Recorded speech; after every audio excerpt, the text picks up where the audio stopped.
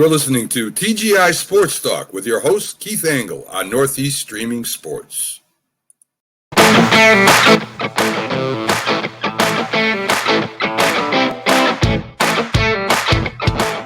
Good morning, guys. Keith Angle for TGI Sports Talk. Hope everybody's doing well today. It's a gloomy day here in East Greenbush, New York. Hopefully things will clear up. I think we're supposed to get some, dreary, wintry days here. No real precipitation, excuse me. Still waiting on my guest. I want to thank last week's guest, Lloyd Walton, former All-American guard at Marquette and senior counselor for the NBA Players Association. And Lloyd was a great guest, and we got some great reception to his interview. My guest today will be Hal Mccoy, legendary baseball writer covering the Reds for over 40 years, maybe 50. I'll talk to Hal about that. He goes all the way back to the Big Red Machine. Having a little trouble getting Hal in the room here this morning. Hal just messaged me. Yeah.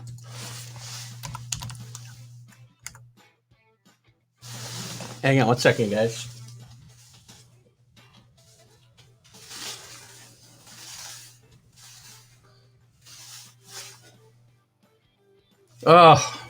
Technical issues, guys. No fun. Anyway, Hal Mccoy. Trying to get Hal in the room here. We keep trying. Every now and again, technology does not work out. For some reason, my email to Hal is not going. I do not know why, but we're going to try to keep getting Hal in the room here. Again, Hal covered the Cincinnati Reds for many, many, many years. Back, like I said, to the Big Red Machine days, right through the Lou Piniella World Series days, the Mark Schott regime, Pete Rose saga, and until he started to have some eyesight problems, which we'll talk to him a little bit about. And he kept covering the team even when that happened. So Hal's seen a lot in his many, many decades in baseball, and we're going to talk to Hal hopefully about that here shortly. I'll remind you, too, that I've decided and I sent out I did do a post that I'll do my live NFL playoff picks here at noon today. No guests, so we cannot have any problems like we're having now. When we get into talking to Hal, I mean, Hal's written books about the Big Red Machine. He's got a book that kind of covers all his time there called The Real McCoy, My Half Century with the Cincinnati Reds. He also wrote books about the Big Red Machine, the Relentless Reds, the Royal Reds, Baseball's New Dynasty, and then Drawing Pete, which is about Pete Rose, obviously. So that's what we'll be talking about with Hal today. Hopefully he gets in the room here quickly. It's a big weekend for sports, obviously. We've got 3 playoff games tomorrow, 3 playoff games Sunday. We got the college championship game on Monday, which maybe we'll get a prediction from Hal about. He is an Ohio native, after all. And we'll see where we go from there. So, again, we'll kind of do some preamble here as we try to get Hal in the room. Thanks for stopping in here, Elizabeth Rossi. Hopefully we'll have Hal in shortly. I'm still trying to get Hal in the room, so bear with me, guys. I'm going to try one more deal here. That's not working. I'm going to send this email to Hal one more time, guys. Anybody who got any comments? Good morning, Dave Guyette. How you doing today? Dave is here every week. Dave Guyette followed the Reds back in their World Championship back-to-back days in 75 and 76. Hopefully we'll have Hal in here shortly to talk about that. I'm going to try this one more time, guys, so bear with me as we try one more time to get Hal in here. And hopefully we can make this work. Comment, guys. What are you guys up to this weekend? Give me a little chat while you're kind of listening to me jabber on here. This is a great viewing, isn't it? Oh my God, guys, this is painful when this happens. It's only happened a couple of times, but gosh, it can be painful when we're in the middle of it. So bear with me, and I promise you we will get there. Let me see if Hal's here. He is not. We're going to try to invite one more time. Email Hal McCoy.com.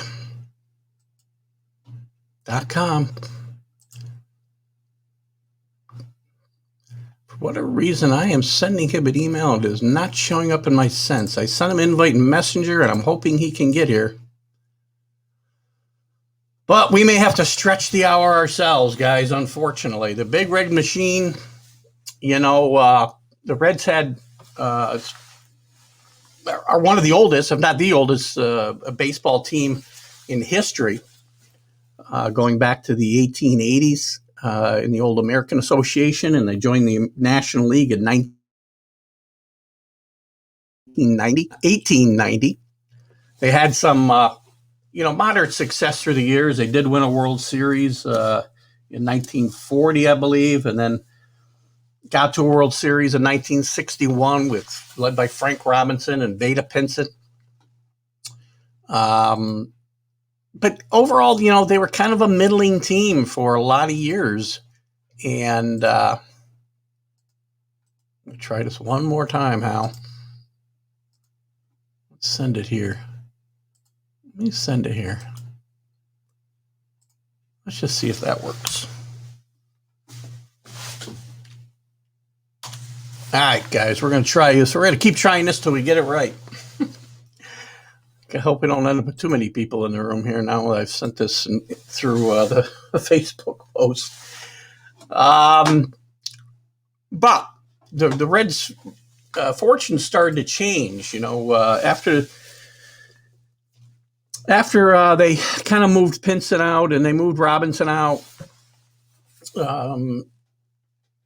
They brought in 1970 a very young Sparky Anderson, who, interestingly enough, did not look all that young to me in 1970 as a 10-year-old.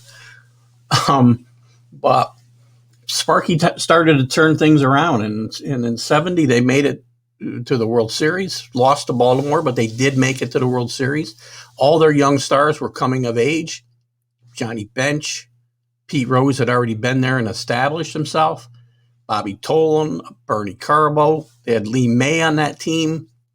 Very, very young Dave Concepcion. Tommy Helms. And they were a very good team. They couldn't quite get over the hump. And things started to change in 72. They traded for Joe Morgan. They had a huge trade with Houston. They traded Lee May, Tommy Helms. I'm forgetting some of the other names. Hal could probably fill us in if we can get Hal in the room. And they got back Joe Morgan. Also Jack Billingham. I think Cesar Geronimo might have come in that trade. Dennis Menke. But it was the beginning, really, of the Big Red Machine. They had a great year in 72. They lost to the A's in the World Series. Shockingly to some, but the A's went on to win 3 straight World Series. So it was not really, in retrospect, all that shocking. The A's had a very, very good team. But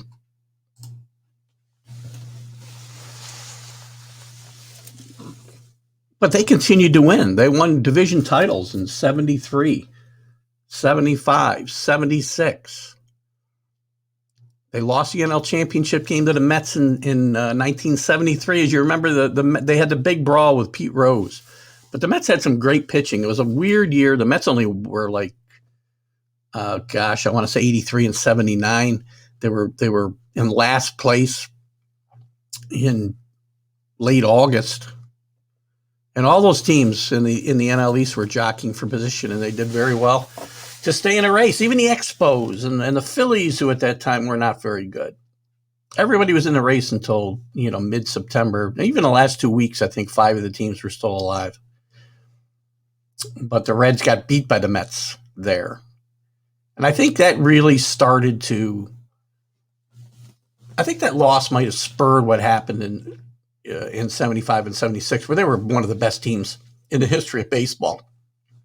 Again, led by Joe Morgan and Pete Rose and Tony Perez, who I mentioned, I forgot to mention on that 70s team. Pete Rose had moved to third base. George Foster took over in left field. You had Cesar Cedeno, Ken Griffey, Dave Concepcion, Johnny Bench, of course, some really, really good pitchers. Sparky got known as Captain Hook because he wouldn't leave them in very long. But very, very good teams. And they played one of the classic World Series ever in 1975 against the Red Sox. That classic game 6 with Carlton Fisk hitting a home run. But that wasn't the only game that was exciting. It was a great series. There was rain. You had everything. You had, 2 or 3 or more days, delays because of rain. I got a message from Hal here. Bear with me, guys. Try that. Will not. Says my camera and microphone are blocked. Does not tell me how to get out of it. Oh, frustrating, guys.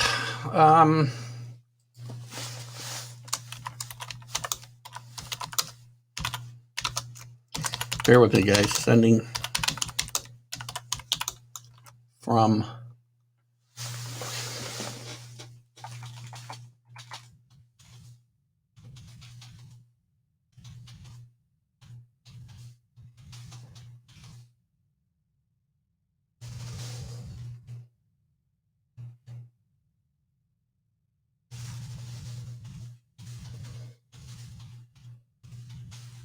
We're going to get Hal in here. I swear to you guys, I'm going to get this done.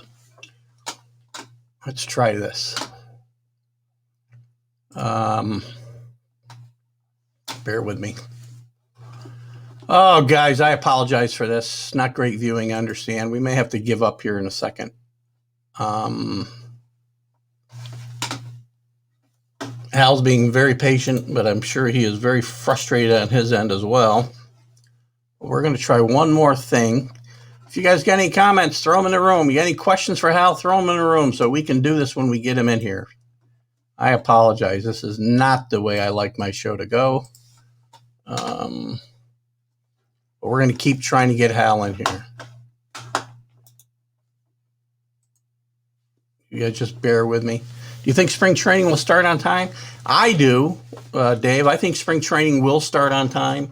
I think they're going to put a lot of safeguards in place. And I think it's going to be a different, again, things are not going to return to normal right away. Yeah, I'm trying to talk and do this two things at once here, guys. I apologize. I can't do it that way. Oh, this is frustrating. Yes, Dave, spring training is going to be different. I think spring training will start on time. I think there's going to be shutdowns here and there, just like we see on, the NFL has had problems. College basketball has had problems. I think baseball probably learns some things from last year. But unfortunately, they're going to be opening up camps in the heat of the worst part of the pandemic. So I think they're going to do everything they can to open things up on time. It's just going to be a matter of whether they can do it. And we're going to find out very soon. And I mean, there's been talk about playing in different bubbles again. And it's just not going to be feasible, I don't think, for baseball to do this. Too many logistical things. Keep asking questions, Dave. I can talk and I can answer and I can do this all at the same time if I'm smart enough, but I'm not sure that I am. Hal Mccoy. TGI Sports. I'm back on a different computer now, guys, so we're going to try again. Get him in here. One more time. Am I going to get this to him now? Oh, this is so frustrating.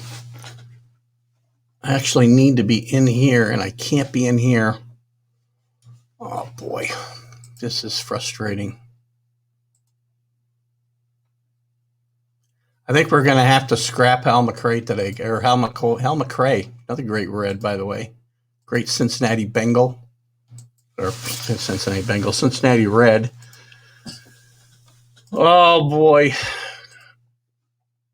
I think I've done all I can do here.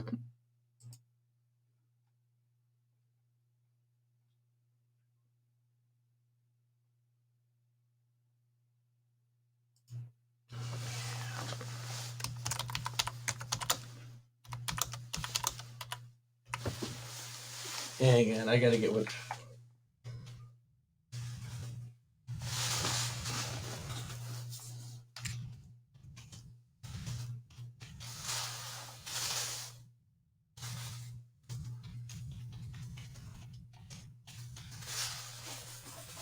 All right, guys.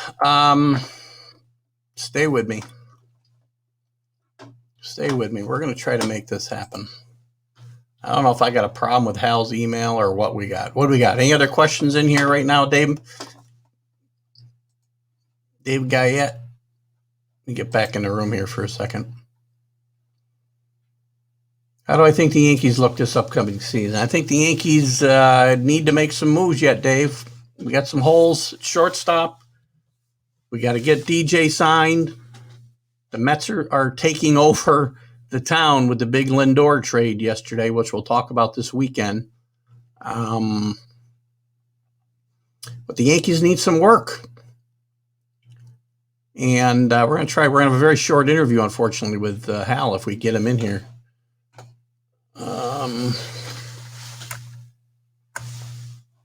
Oh, God, I'm having trouble even typing to poor Hal right now. How can I get this link? Oh, Facebook. Go to Facebook. Bear with me, guys. I'm working on it. We're working on the problem. Yankees look good. The Mets are looking to possibly take over.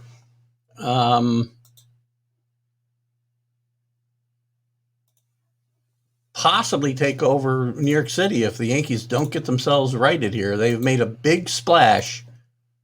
That's not going to work. Good grief. Let's try this.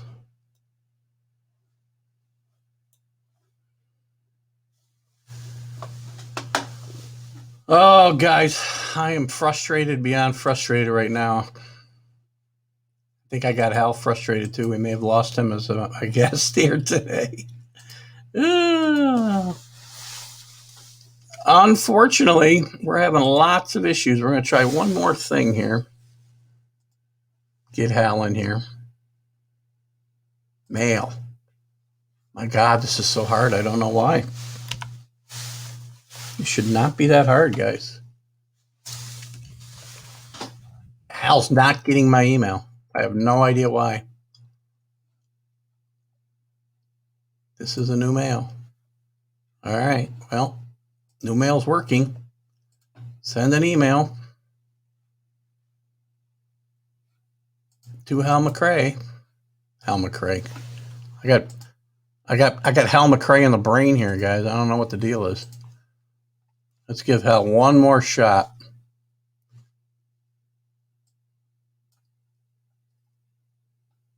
Lost his email now. For some reason, my emails are not going out to Mr. McCrae. I sent him an email at 6:30 this morning, and he did not get it. Very frustrating. Very frustrating. All right, try one more time. Didn't go. Not sure what to do, guys. I apologize. So let's talk a little about let's talk a little more about the upcoming season. I still got Dave Guyette here. I still got 3 loyal viewers here. I really apologize for the glitches we're having today. I apologize to Hal Mccoy. This is not a problem we normally have here with the show, so it's kind of frustrating for me. But we're going to keep talking a little bit. We'll have a short show, I guess, today. I apologize. I probably won't stream this show today.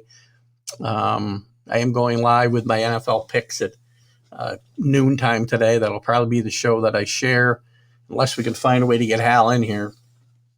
Let me send him another message.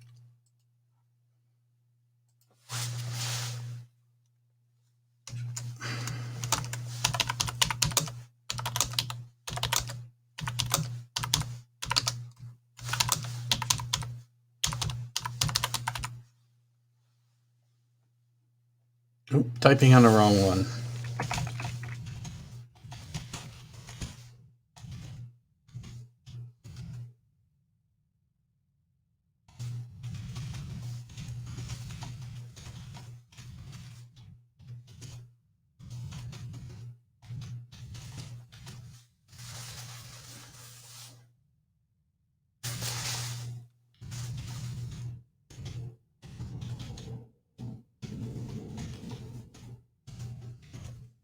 Bear with me, guys.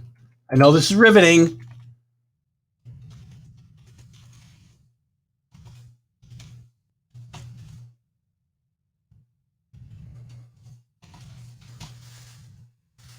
He's a writer, and I'm misspelling every word I'm typing to him. I'll try one more time to send the link.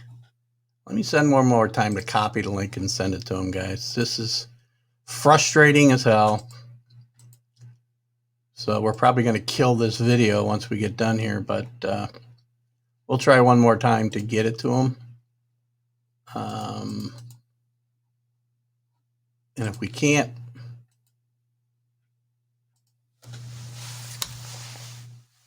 we'll call it a day.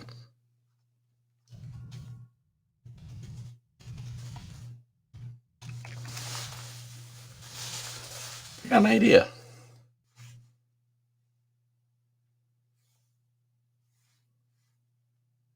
Should have him call.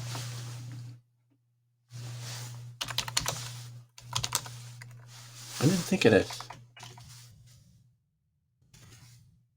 Bear with me one more time.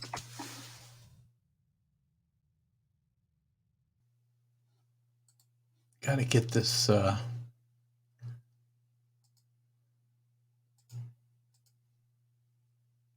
Somewhere I got a phone number here.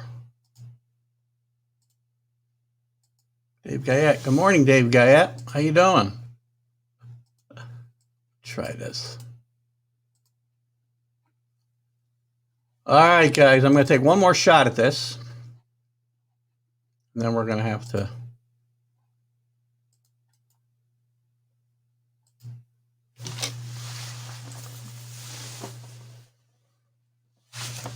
make sure the Bluetooth is hooked up. It is. All right, maybe Hal can call in and we'll just have a conversation with him for a half an hour or so.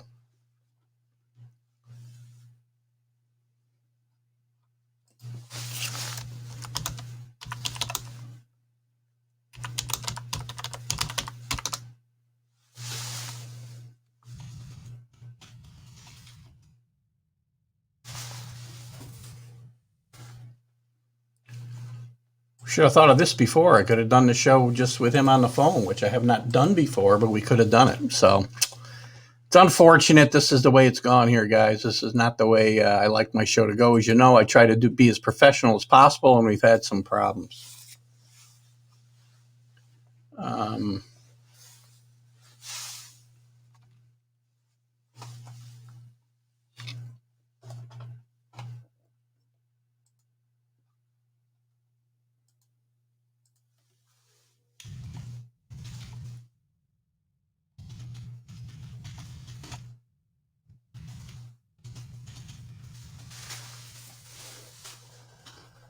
Okay, guys, here I am. I'll wait to see if Hal maybe wants to call.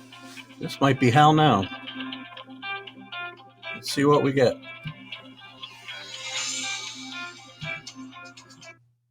Call from Hal Mccoy. Interesting. To accept, press 1. To send a voicemail. We have Hal on the phone. Good morning, Hal. Hi, Keith. How are you? Very good. I apologize so much. I've been apologizing to my viewers as we've got really scintillating video here this morning of me trying to fix technical issues. I'm not sure. I sent the email and it doesn't come up as sent. So I don't know what happened there. So I really apologize. I'm glad you could call in. We can do it this way. It's not the way I like to do it, but we can certainly chat for a little bit here, and we can save as much of this interview as possible. So I appreciate you coming on. I introduced you earlier as the the legendary baseball writer for the Dayton Daily News. Covering 4 or 5 decades, correct? 48 years, starting in this spring training. God bless you. And I know you all. I always tell people I'm going to do it until I get it right. Well, I think you've done it right. I mean, you're one of the guys that I'm pretty sure when I was younger, did you write for the Sporting News at one point? I know you wrote for the Baseball Digest a bit. Right. I've written for about all of them. Yes, I did. I was the Reds correspondent for the Sporting News in the 80s. Yeah, I remember that. The Sporting News was a big deal to me here in upstate New York because we didn't get the New York City papers. We didn't have a lot of outlets for sports coverage when I was younger, and Sporting News was a big deal back in those days with the lack of ESPN and all that stuff. So it was a great outlet for us. So you covered one of the most iconic franchises, in baseball history. Obviously, they're one of the oldest, if not the oldest. And I don't insinuate that you went back that far, Hal. I did cover the undefeated Cincinnati Reds in the 1870s. Well, you hold quite a distinction. I do know you go back to the embryo stage with the Big Red Machine. Yes, I started out in 1973. So, I was at the very beginning of it. And actually, I have been credited with naming the Big Red Machine. Have you really? Did you copyright it? Yes. I wish I had. I might be a rich man right now. You sure would be. It happened before I was actually the beat writer. I was a backup writer in the late 1960s. And I covered a game, and after the game, I went into the clubhouse, and the Reds had come from behind against the Dodgers, like they were down 8-3 or 8-4, and they came back and won the game. And I have to share the naming of the Big Red Machine with Lee May, the big bopper for Birmingham. Yeah.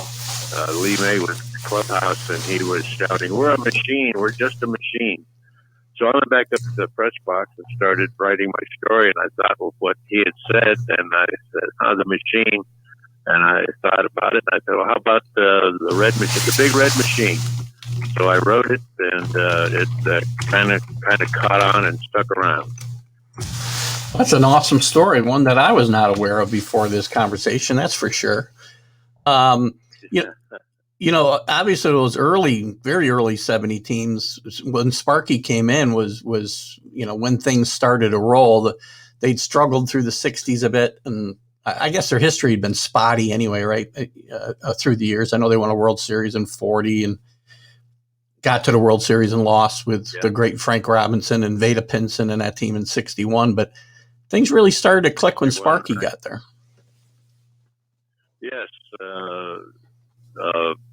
Dave Bristow was the manager when they started drafting all these players and acquiring these players, and Bob Howsam was the general manager who came over from the St. Louis Cardinals, and he began assembling the Big Red Machine. And then they hired Sparky Anderson, this guy nobody ever heard of, who barely made the major leagues, played a little bit for the Phillies. And there was a headline in the Cincinnati Enquirer when they hired him, and the headline said, "Sparky who?" Well, Sparky eventually showed him who Sparky who is. It's funny. We had a similar situation here in New York when Joe Torre got hired. Clueless Joe was his headline, right? So Sparky comes in, and they lose in 70, obviously, and 71 struggled, but they make the big trade with Houston. How was that received locally when it actually came down? It was not received well at all. As a matter of fact, there was a big outrage because Lee May was very popular, and Tommy Helms was a local kid who was Rookie of the Year and was very popular.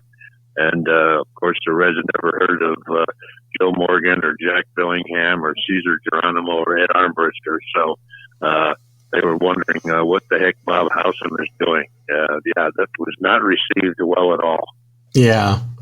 And it obviously, once they got there and they saw, Joe Morgan, when he got there, was not a household name, obviously, but he was probably one of the better players in the game, even in Houston, if you look at it by the way they judge the game today, right? But things weren't looked at the same way then.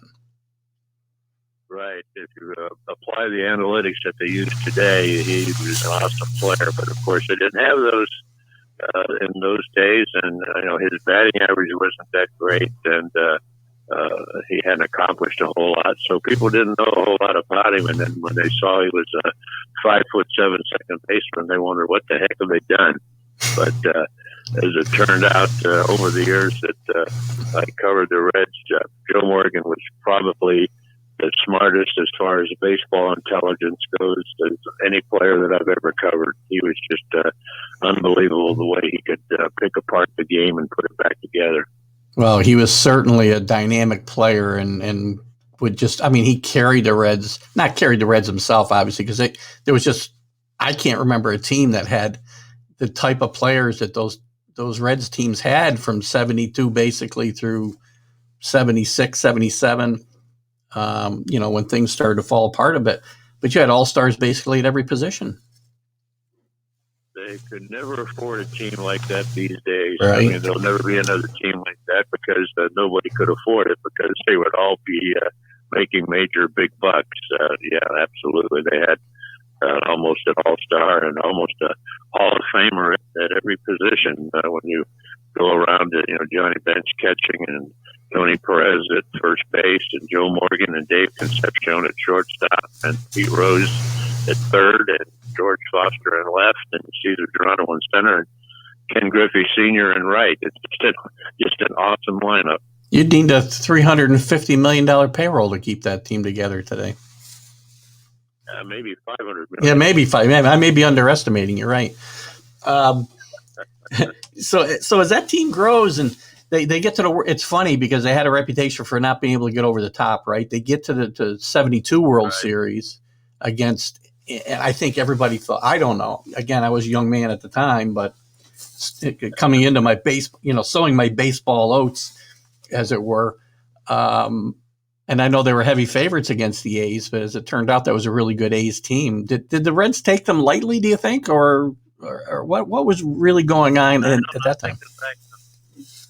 The fact that they lost the 1970 World Series to Baltimore and Brooks Robinson, who came up with about 18 great defensive plays, most of them on Johnny Bench.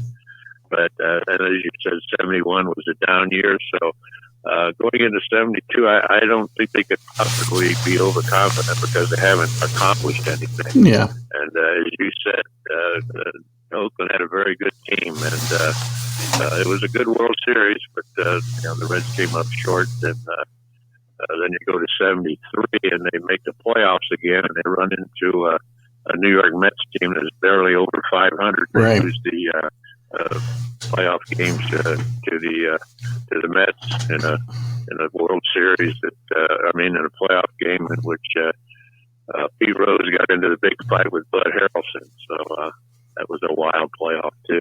It surely was, and again, I'm a New York fan, but you can't see, right? I forgot I have I put my Yankee top on for you today because obviously the Yankees were one of the victims of the Big Red Machine once they did start getting it rolling. So they lose, as you said, in the World Series in 72, the playoffs in 73, another bit of a down year in 74. They don't win the division at least. But in 75, 75 and 76, that team is probably one of the best teams of all time in my mind. I mean, and that World Series against Boston was a classic, obviously. What are your thoughts about those teams? Yeah, the 75-76 team was by far the best baseball teams that I have ever seen. I know the New York Yankees of the late 90s were very good. And somebody tells me this Yankees team in 1927 was fairly good. But, yeah, heard that. A lot of people say that, ask me about that if I covered it, but that was a little bit before my time, but that was a pretty awesome team. But the 75-76 Reds were just, that's when they were really a machine. They were really the big red machine. They just steamrolled everybody.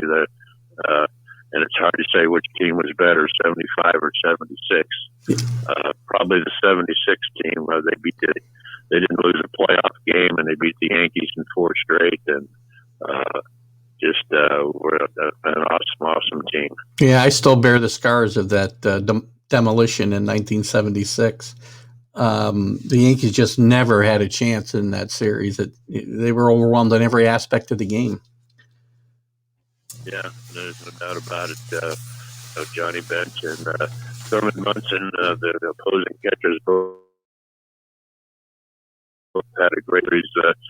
Sparky Anderson stirred it up a little bit when somebody asked him, Thurman Munson was as good as Johnny Bench. And with Thurman Munson standing in the room, Sparky says, don't ever compare anybody to Johnny Bench. But Thurman Munson was very, very good, but he was no Johnny Bench. Do you think Sparky actually meant that as a slight, or he's just being honest? And, I'm a big Thurman fan, but absolutely not. Yeah, that's not Sparky's.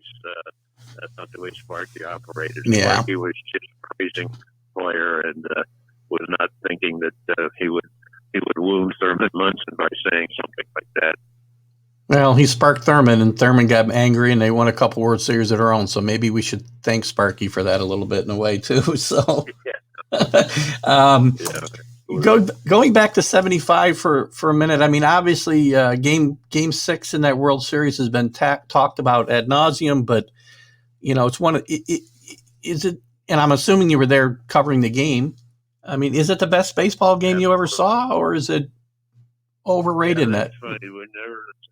Whenever the 1975 World Series comes up, I always say it goes right to Game 6. And as I tell people when I make little speeches, that the World Series did not end in Game 6. The Reds actually won in Game 7. Right. Game 6 is one that's talked about because, yes, it was probably because of being on the national level, being a World Series, might have been the best game that I have ever seen. I've covered the Reds now for 48 years, and if anybody asks me, just because of the dynamics and the way it ended, and all the great quotes that came up after the game, it was the best game that I ever covered. I'll never forget that. About 15 or 20 years ago, the History Channel did a special on baseball writers, and they were nice enough to include me. And what they did was they had me pick out 3 or 4 of the stories that I had done that I liked best. And I picked out my story on Game 6 of the World Series. So they hunted it up, and they said, okay, we want you to read your lead on the air. And oh boy, 1975, I had only covered the Reds for 2 years. I was still just a young kid. Now I got to go on national TV and read my work. And as I read my lead, they showed Carlton Fisk hitting a home run. And of course, my lead, I'm describing that. And I felt a whole lot better because I think I nailed it. Oh, that's awesome. For those of you just joining me, we had some technical issues earlier, which I apologize to the viewers and also to Hal again for the issues that we had earlier. Hal Mccoy is my guest, legendary baseball writer covering the Cincinnati Reds for over 50 years now. He's a Spinks Award winner, so he's a member of the Baseball Hall of Fame, also the Sports Media Hall of Fame, I believe. Hal. Yes. Just. Sticking with 1975 for one more second, in that Game 6, is there an anecdote or a a piece of information that isn't widely known. I mean, as I said, the game's been dissected like crazy, like no game ever in the history of baseball, probably. Is there something that stands out that we don't know about? There have been so many books written about it, and you're right. It's been pulled apart and put back together so many times. The only thing that I know that people may not know about was when Fisk hit the home run. George Foster was playing left field, and he picked up the ball and stuck it in his pocket. Oh. And he kept it for years and years. But Fisk did not get the ball, and George Foster had it in his possession. And I understand he later sold it, so I don't know if Fisk ever got the ball back or not. But Foster was in possession of it. Now, does he still have it? Do you know? I know Foster sold it. Aha. Not to Fisk, I assume. Yeah, right. So, obviously great teams, but great teams, nothing lasts forever, and things start to go down. I don't think they had a horrible year in 77 or horrible years in 77 or 78, but the Dodgers had stepped it up a bit and beat them out. Sparky ends up losing his job, and it's hard for me to believe. I mean, because it isn't like the bottom fell out there. And what happened there? What happened with Sparky and the Reds? Well, it wasn't so much Sparky as it was general manager Dick Wagner. Of course, free agency had come into being, and the Reds would not participate in free agency. They would not sign free agents. Right. And started losing players. Pete Rose left and Morgan left. And probably the start of the disintegration came in 1977 when Bob Housen was still general manager, and he traded Tony Perez to Montreal. Great player. And he later on said that was the worst thing he'd ever done in his life. He did not realize that of all those massive egos in the Reds clubhouse, that Tony Perez was the guy. He was actually the leader. He was the guy that knew how to handle all those guys. Sparky knew how to handle them too, but Tony was the guy in the press box who was able to be kind of the quiet leader. And when those guys would get out of hand, he would know how to shoot them down and bring them back down to earth. So losing him out of the clubhouse was the beginning of the downfall. And then, of course, they started losing players to free agency, and the slide began. I know when I first started covering the Reds in 1973 and saw how good they were, I thought, oh boy, this is how it's going to always be. This is great. Well, by the time 1982 came around and they lost 101 games, I saw the other end of it. Yeah, and they struggled a bit through the 80s until Lou Piniella gets there. Well, I guess we can't skip Pete Rose. Obviously, even though they weren't great teams, they once they were competitive, and Pete Rose returns to town, and there's that whole Pete Rose saga.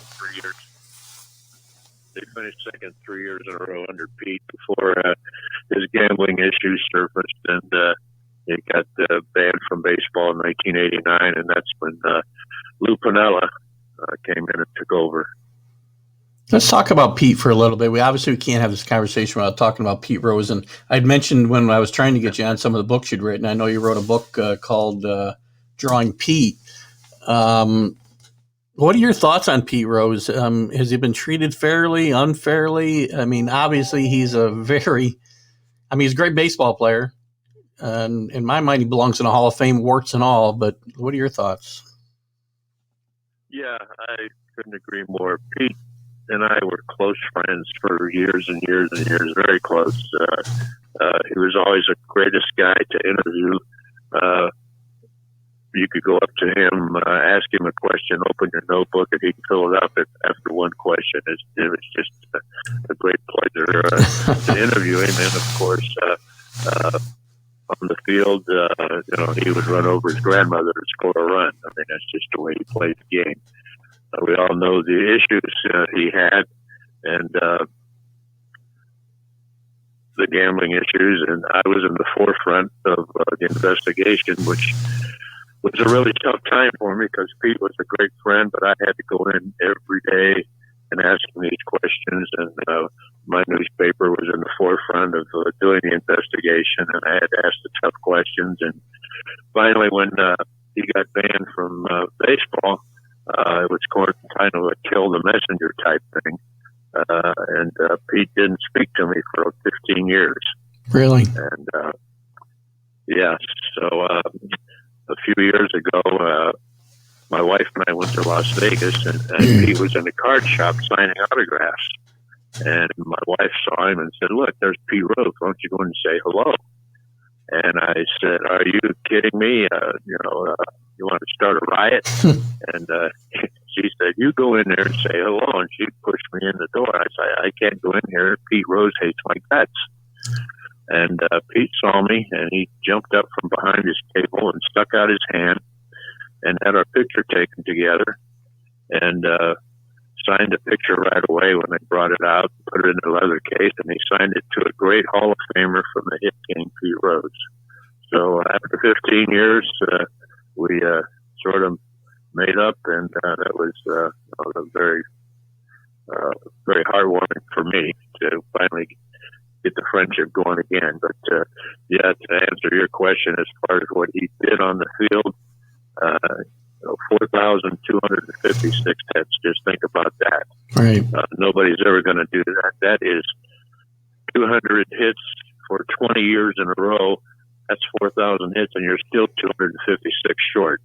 Right. And, I don't think that's ever going to be accomplished. But the fact that he's banned for life, and I don't think he's ever going to get in, and I really think that's a shame, because how can you not have the all-time hit leader not be in the Hall of Fame? Yeah, I agree. I mean, he should be there, and I mean, we should tell the story. It shouldn't be whitewashed, right? I don't think any of our history in our country, including our sports history, ought to be whitewashed. But these guys, and the same things applies now, kind of with the steroid guys. I mean, it's the same kind of thing, the same but not the same. Pete Rose be put in the Hall of Fame, be put on his plaque, banned from baseball in 1989, for gambling. Right. But still, his plaque would be there, and people would know what's going on. The thing of it is, it's if you go to the Hall of Fame in Cooperstown, you will find Pete Rose memorabilia everywhere. All the accomplishments, and the bats, the balls, where he made all his different accomplishments are in the Hall of Fame. Yeah. But he just doesn't have a plaque there. That makes no sense to me. Yeah, it is very kind of hypocritical in a way of the Baseball Hall of Fame. So, can we even judge Pete Rose's accomplishments or his acumen as a manager because of all the other things that were going on? Yeah, that's a little tough. The team did finish second 3 years in a row under him, but he had to be distracted. I mean, he's gambling on games every night, and people have to wonder. I know there was one game where he permitted Dennis Rasmussen started a game, and he permitted him to give up like 9 or 10 runs. And people wonder, well, Pete must have been betting against the Reds on this night. That's the kind of thing he ran into as a manager. Is he trying hard every night, or is he making decisions based on his bets, or is he making decisions based on winning a baseball game? I would venture to guess that he never did anything to lose a game. He insisted he always bet on the Reds to win, and I believe him. And I think just in his personality, he didn't like to lose at anything. So I think he tried to win every game, but it is very hard to judge what kind of a manager he is, because he had to be distracted by what he was doing with his betting. Yeah, I agree. I mean, it's funny. I mean, Cincinnati, I mean, you would think that would be enough to go through for one city and one baseball fan, one baseball team and one baseball fan base. But at the same time, through those years, you're dealing with the Marge Schott era. What are your memories of her? Oh my goodness! The show wouldn't go long enough.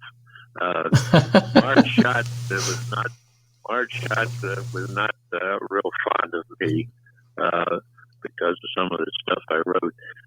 She banned me from the media dining room 3 different times for stuff I wrote. If I wrote something she didn't like, she would take away my dining privileges. And she got me 3 times. The first time was, if you recall, that umpire John McSherry had a heart attack and died in the first inning on opening day. Well, every opening day, Marge would receive bouquets of flowers from well-wishers and advertisers. And Marge was known as pretty much a penny pincher.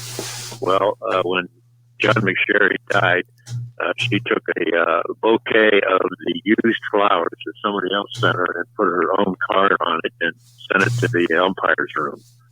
Well, one of the employees informed me about it, and I wrote about it, and I was out of the dining room. And the second time was she had a breakfast for some of her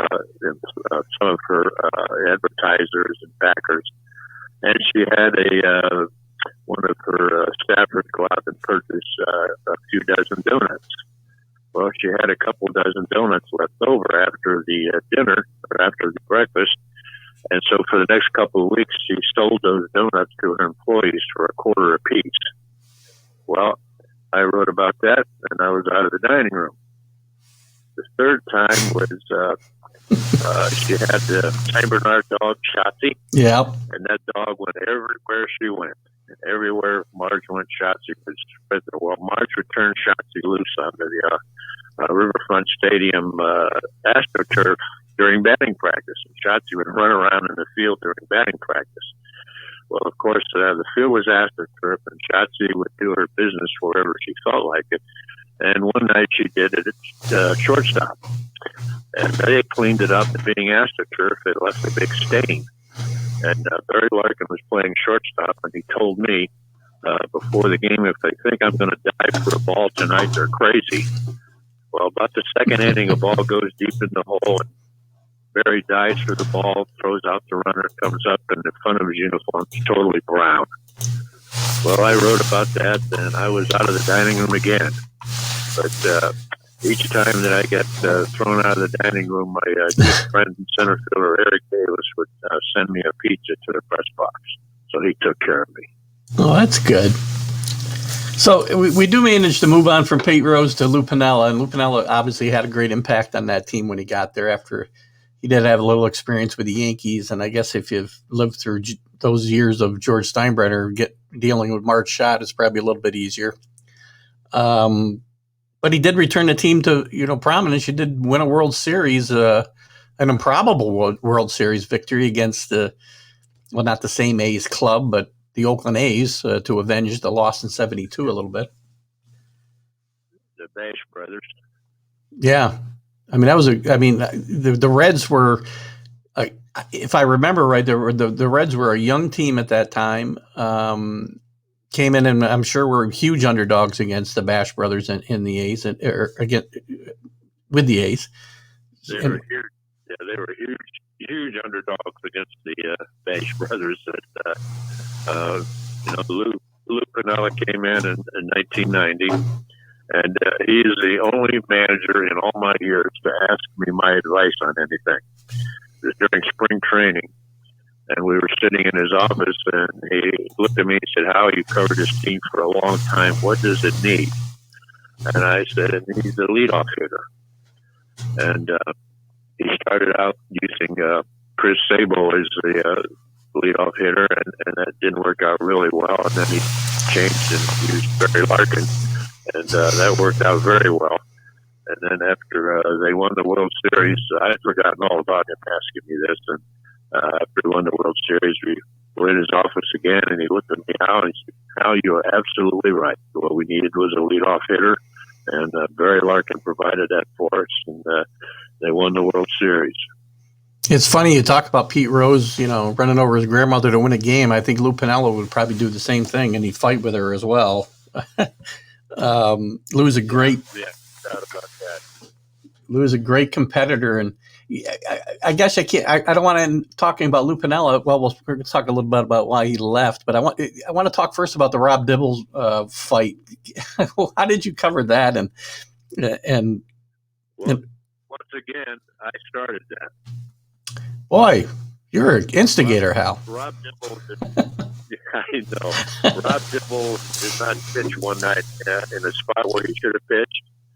So after the game, I asked Lou, why didn't Dibble pitch? And Lou said, well, before the game, Dibble came up to me and said he had a little twinge in his elbow, so I stayed away from it. So I went out to Dibble and I said, what's wrong with your elbow? He said, what do you mean? And I said, well, your manager just said that you didn't pitch because you had a twinge in your elbow. And he said, well, the manager is a liar. So I went back into Lou and I said, your closer just called you a liar. And Lou was out of his chair in a half a second, out in the clubhouse and jumped on Dibble. The fight was on and I had a great story. That is a great story. And I mean, Lou's been in little tussles like that before, but, you know, and again, those things happen on teams. And probably years and years ago, we would never even have known about it. Obviously, Right. Even 20 years ago, actually, that's almost 30 years ago now. It's hard to believe. Television camera at the Reds clubhouse that night, so Yeah. it was caught on tape. Yeah. And what happened to Lou there? What caused Lou's? I mean, his tenure was only like 3 years there. What happened with his demise there? Yeah, that's another great story. Lou, the third year he was there, his contract was coming up, and he wanted an extension. And Marge Schott would not talk to him about it. She kept putting him off, and he kept trying to get a contract extension, and she wouldn't do it. So now it's September, and he still hasn't got a contract extension. And Lou loved horse racing. And we were in San Diego in mid-September. And Lou said to me on a Thursday, they had a night game on Friday. He said, Hal, if you have a rental car, don't you? And I said, yeah, I do. He said, let's go out to Del Mar racetrack tomorrow before the game. And I said, okay. So we went to the racetrack at Del Mar, and it's third or fourth race, and Lou is hot. He's hit 3 or 4 races, and I said, it's getting about time for batting practice. And I said, Lou, we got to go. And he's out, a couple more races. So we do a couple more races, and he's still hot. He's still cashing tickets, and now it's time for batting practice. And I said, Lou, have you left the lineup card or anything? He said, nope. And I said, we got to get going to the ballpark. And he said, no. So I had to drag him out of the ballpark. So we get in the car, and we're heading down the freeway toward Jack Murphy Stadium. And I said to Lou, did you call him and give him a batting order or anything? He said, nope. And I said, well, why not? And he said, hell, I'm not coming back next year anyway. So once again, I had a great story. And you were in the middle of all of it. That's great.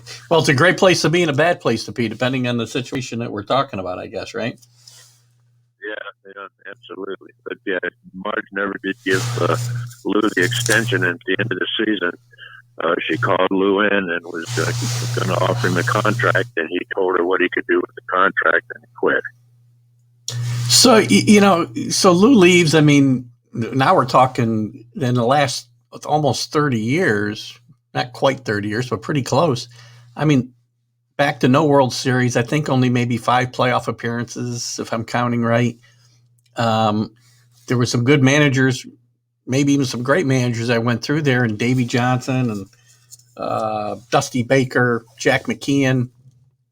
What has kept the Reds from winning the last 30 years almost? They, number one, Marge destroyed the farm system. She got rid of most of the scouts. As a matter of fact, her famous line is when somebody asked her why she was getting rid of all her scouts, she said, well, what do scouts do? All they do is sit in the stands and watch ball games. Well, that showed where she was coming from. But that took a long time to build up the farm system after that. And they haven't drafted well. They haven't been very successful in their drafts. They haven't spent a lot of money. They tried it last year. They invested like $140 million in players, and everybody had a down year in the shortened baseball season. So, Yeah. it has been a struggle. They had Davey Johnson. And 1994, they did get to the National League Championship Series and got swept by the Atlanta Braves. And that's the last time that they've had any kind of real success in the postseason. And Davey gets fired there too. Davey, I don't know what it was about Davey Johnson. All he did was win pretty much everywhere he went, but he kept losing his job. The story on Davey Johnson was that at the time he was managing the Reds, he was living with his girlfriend. They were not married. And Marge Schott, being a devout Catholic, did not like that very well, and told him that he would manage one more year and he was gone. And in the meantime, Davey married the woman that he was living with, but that wasn't good enough. Marge still fired him after the next season, after the 95 season. Yeah, Marge is a wonderful person to be judging other people's lifestyles, I guess, right? I mean, if I remember, what was her quote about? What was her quote about Adolf Hitler? He did some good things. He just went too far. Yeah, right. Brilliant. That's about all you need to know about Marge Schott, I guess, and her attitude. Exactly. Well, she was known for enjoying her vodka. Yeah. And she would take some to the her seat next to the dugout and sip on her vodka. And there was one day in the press box, somebody asked me what inning we were in or something like that. And I said, well, for Marge Schott, it's always the bottom of the fifth. Oh, God. I got to tell you, Hal, I got to look, and I'll be quite honest, I have not read your books, and I have to. I keep looking for them on Kindle. They're never available, and my wife's got me reading everything on Kindle for the last 5 years. So, I know where you're going. I do the same thing. Yeah, it's not on Kindle. It's still available at Amazon.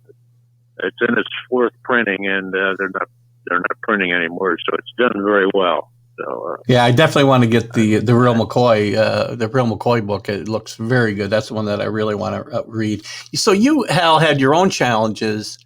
Before we finish up here today, and again, I apologize that we're going to be a little bit shorter than I would like to have been. But before I finish up, I mean, you had your own challenges starting in the early 2000s with your own health issues, but continued to cover the team. You want to touch on that a little bit? Yeah, absolutely. I am legally blind. In 2002, the year I went into the Hall of Fame, I was covering a game in St. Louis, and as I walked to my seat in the press box, something in my right eye. It felt like I had something in my right eye. When you get something in your eye, you try to dig it out. Sure. Well, I kept trying to dig it out, and it would not come out. And the next day we were coming home, and I came home and it was still, my eye was still bothering me. So my wife took me to my ophthalmologist, and he examined me, and he got real quiet. And after he was finished examining me, he said, I have some good news and bad news.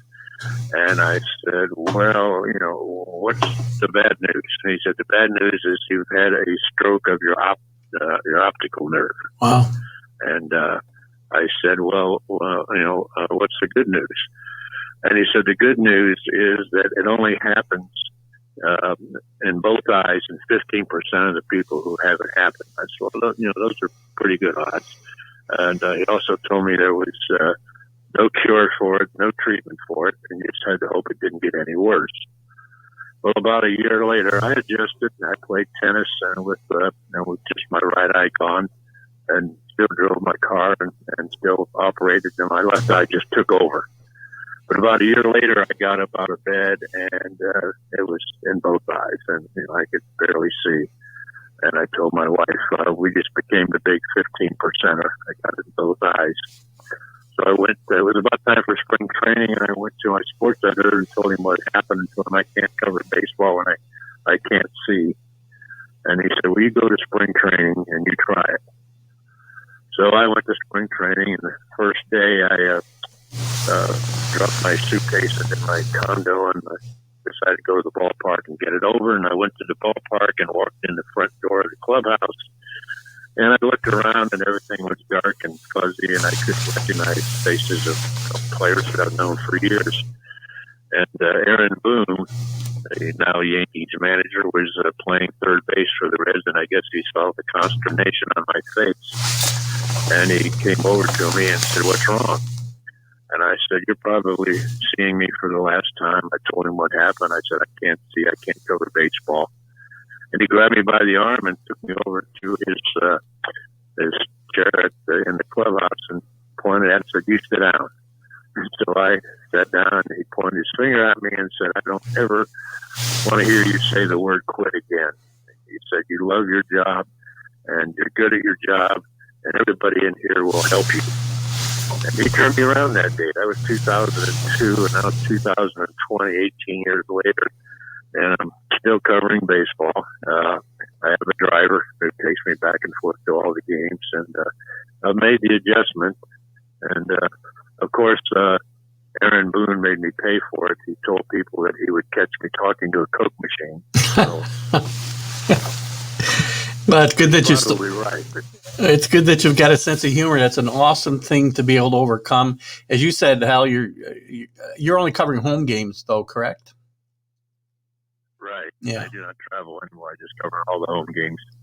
And you are still writing a blog for the Dayton Daily News, I know, and your own website. And I actually, since you and I had connected, I've been reading some of those blogs to the Reds, from what I've noticed as well. So All sports.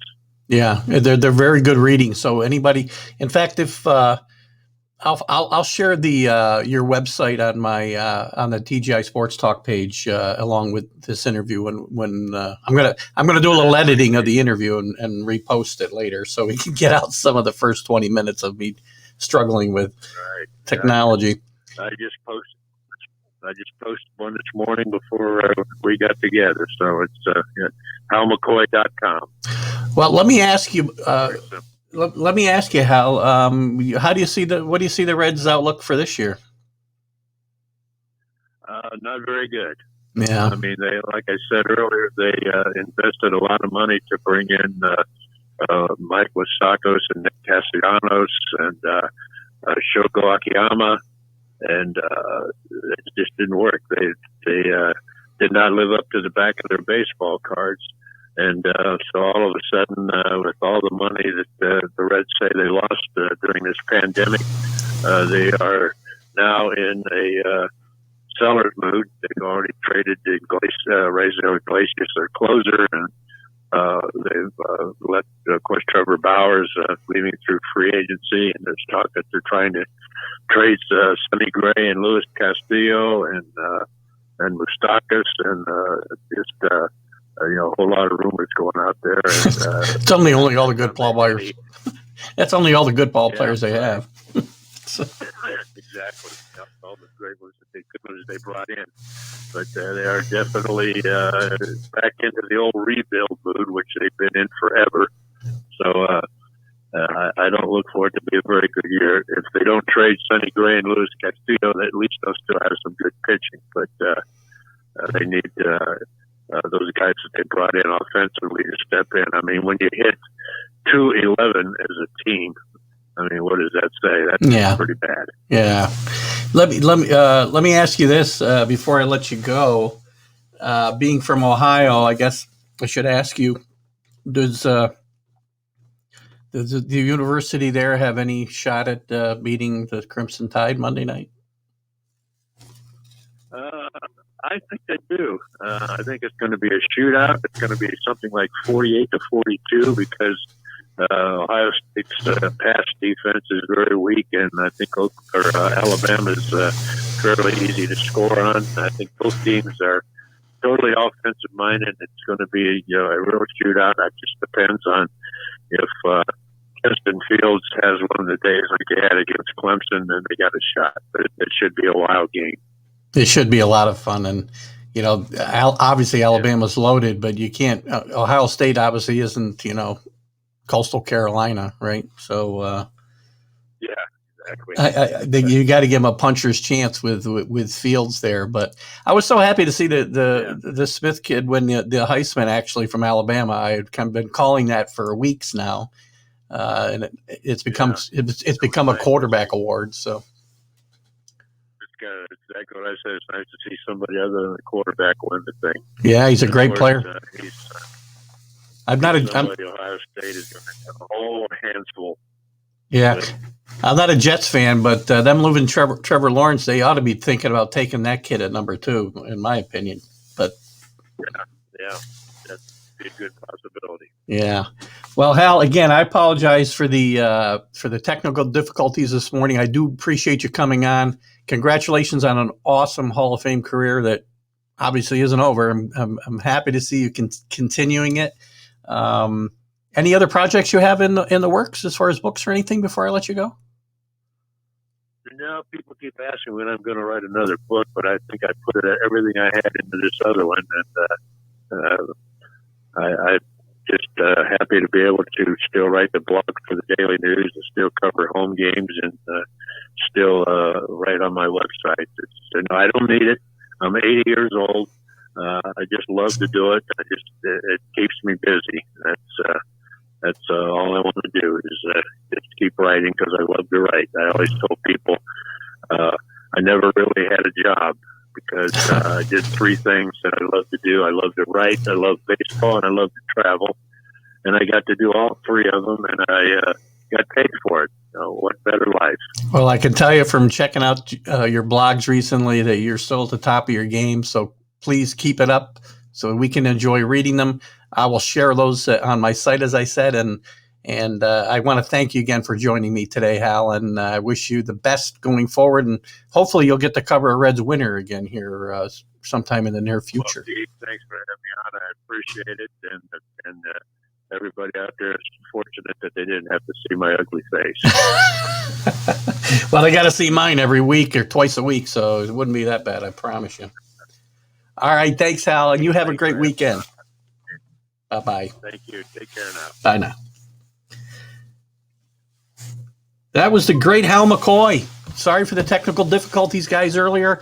I will go back and try to clean up the beginning of this, so I'm going to repost the interview once I've cleaned it up from the technical difficulties we had in the beginning. I should have thought about the phone earlier. I know the audio probably wasn't the best, but we made it through. Listen, guys, I will be back later. I'm going on Mac and Jack show here in a little bit, 2 minutes actually. But I'll be back at noon live with my NFL playoff selections, and I'm going to pick the games right through the Super Bowl. We'll see how we do. And I'll be on Sunday at 9 a.m. Eastern time. So 12 Eastern time today. Stop in and see me if you want. We can have some comments in the room and we can talk about it, or I'm just going to go through my picks. Thank you to Hal Mccoy. My guest next week is going to be Eric Soderholm, former Major League Baseball player, played with the Twins, the White Sox, the Yankees. God, I love talking to these guys from my youth. So I hope you guys are enjoying it again.